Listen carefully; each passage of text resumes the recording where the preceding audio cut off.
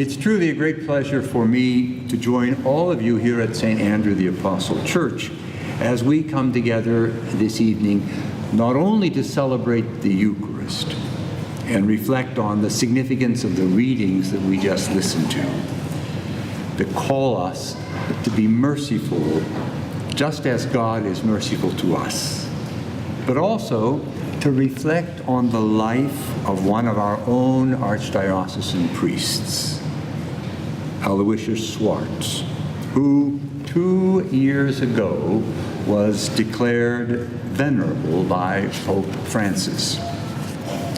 The connection between the Gospel's call today, Jesus' request of us, challenge to us to live God's mercy, our obligation to be witnesses to the many, many ways in which mercy can be extended, and the extraordinary life of Monsignor Schwartz will all come together when we recognize that to truly be a witness to Jesus Christ, to be his disciple, to be his follower, we have to bear testimony to his mercy.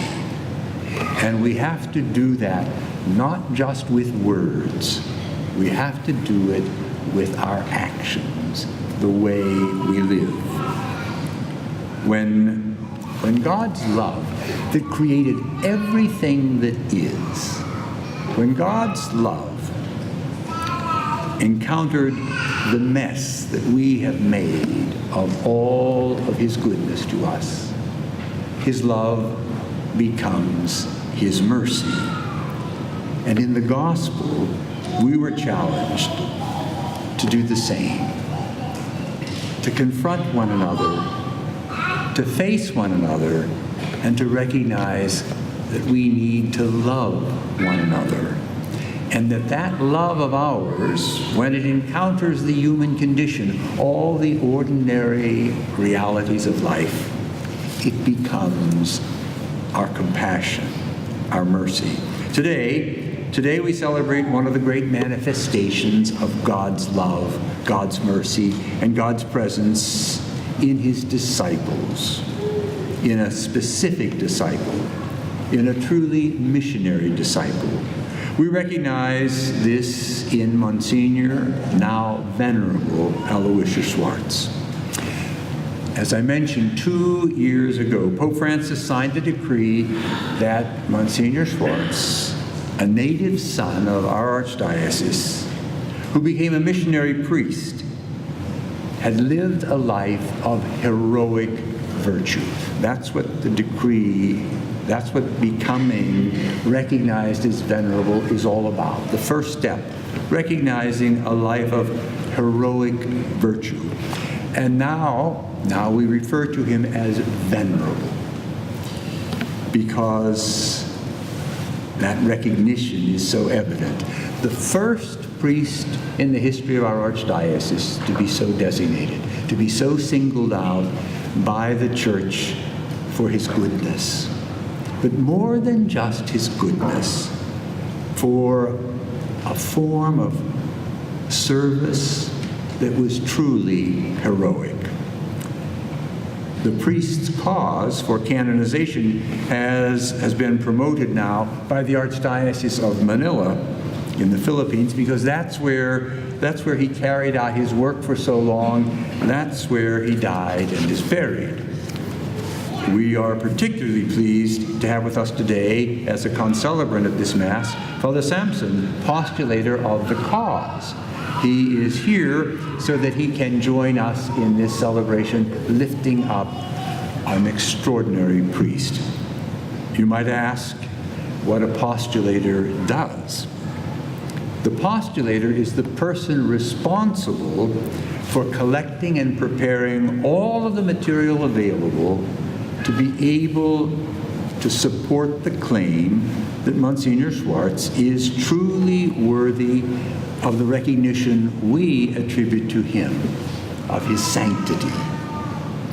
The postulator has to then receive and present to Rome all the evidences of the sanctity of our beloved priest, and also any claims for a miracle, because that's the next step in moving this cause along its way. Venerable Aloysius Schwartz was born in September 1930 of a wonderful Catholic family. He attended Holy Name Church. He was baptized there, received his first communion, was confirmed, and graduated from the parish school. So we have great claims to him, even though Manila now has the cause of the eventual beatification and canonization. His desire as a youngster, even as a youngster, he recognized he wanted to be a missionary, and he said this. He proclaimed it often. That heartfelt desire was confirmed years later when, as a seminarian, he visited the shrine of the Virgin of the Poor in Belgium. And he was so inspired by that visit and the recognition of Mary's special role in relation to the poor that he dedicated his priesthood to the Virgin of the Poor and to serving the poor with Mary's love. And following his ordination to the priesthood in 1957 at St. Martin of Tours Church in Washington, he was assigned in response to his request to South Korea, where at that time, you might remember, we're following the Korean War, and there was great devastation and enormous poverty. And many of the people that Venerable Aloysius served lived in extremely poor conditions, and he chose to live with them. He said one's surroundings definitely condition one's thinking. And then he went on to explain, by living more or less poor, I discover it was easier to think poor, to feel poor, and to say that I am one of those I am trying to serve. It was something similar to what Pope Francis speaks about, although Monsignor Aloysius had encountered it long before, that the shepherd should have the feel and sense and even the smell of the flock. He lived that. It was with gospel zeal that Father Al, as he was affectionately known, then founded the Sisters of Mary and established programs that would provide care, education, hope for a brighter future for the young people that they cared for. And later he founded the Brothers of Christ, also for the same mission. And we're very honored to have with us today at this Mass some of the Sisters of Mary, including their superior. And it's just so good to have you here as a visible sign of the continuing work of Venerable, although all the sisters that he had founded and formed called Father Al. Venerable Aloysius' legacy lives on. It lives on in the Boys' Town and Girls' Town programs that the Sisters of Mary operate in South Korea, the Philippines, Mexico, Brazil, Guatemala, and Honduras. Mexico and Honduras are represented here in this sanctuary by the choir. And in those institutions, more than 20,000 youngsters are educated.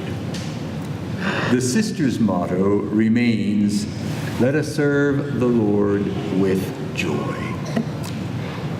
And that joy permeates, is just a part of all of their mission and ministry.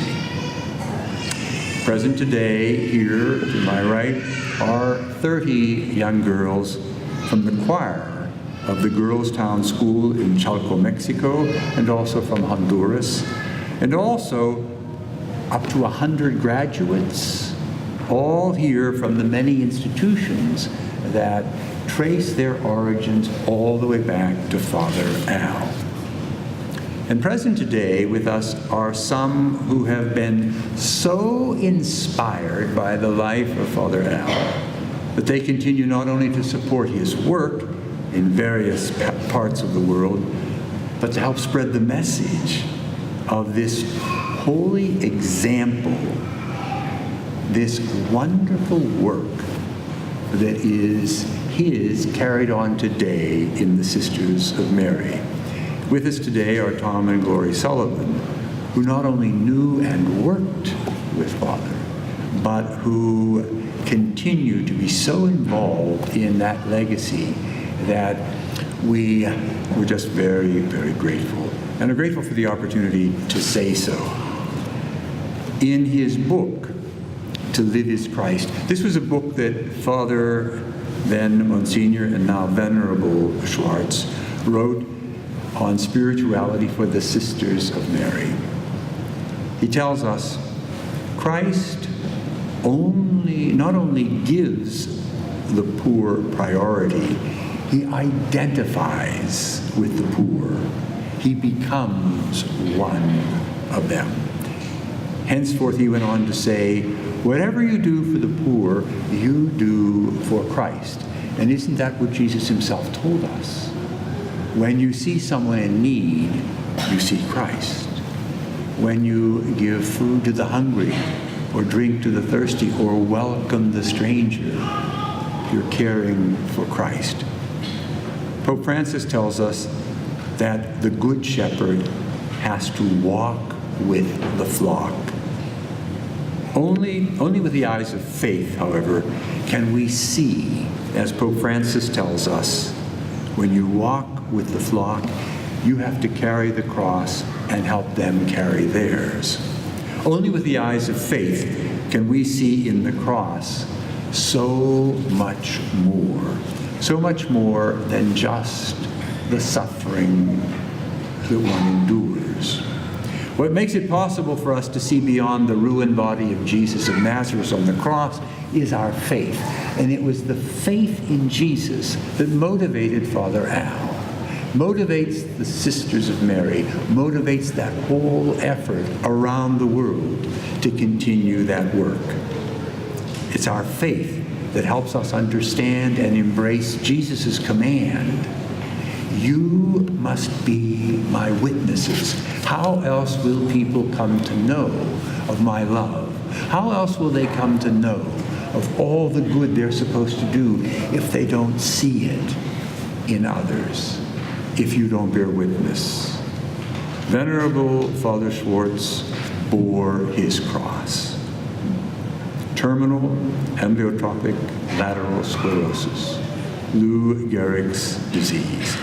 But he bore it with joy, with faith, with perseverance, even, and we see the pictures of him in his very real physical struggles, being present, overseeing some of the works, planning a school for girls from a wheelchair, because it was the only way he could be present. A number of years ago, the inspiring story of Monsignor Schwartz's life, he told in an autobiographical book called Killing Me Softly, as the disease simply took his strength, his energy, his life, but never his faith and never his love for the Lord and his love for the Lord's poor. And that includes all of us. He carried out the work that he said he wanted to do from the day he was ordained.